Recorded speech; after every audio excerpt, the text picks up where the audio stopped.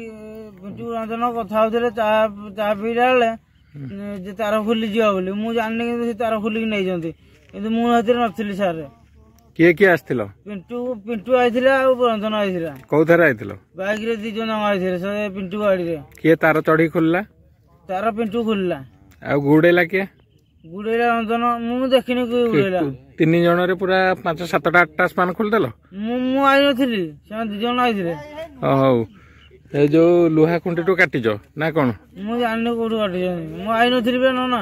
ଖାଲି ପିଣ୍ଟୁଆଟା ଚଢିଛି, ଉପରେ ପିଣ୍ଟୁ ଚଢିଥିଲା। ପିଣ୍ଟୁ ତ ଚଢି ଶିଖିଛି, ଆଉ କେହି ଶିଖିନାହାନ୍ତି। ଆଉ ତାଙ୍କ ଘର କୋଉଠି? ତାଙ୍କ ଘର ବାଲି ବାଇସିଆ।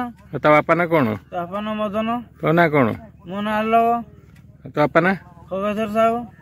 ଆଚ୍ଛା, ଆଉ ଯୋଉ ପିଲାଟା ତା ନା କଣ? ତା ନା ରଞ୍ଜନ। ତା ବାପା ନା? ତା ବାପା ନା ପାଗଳ। ସବୁ ବାଇଶିଆ ପିଲା? ସବୁ ବାଇଶିଆ ପିଲା।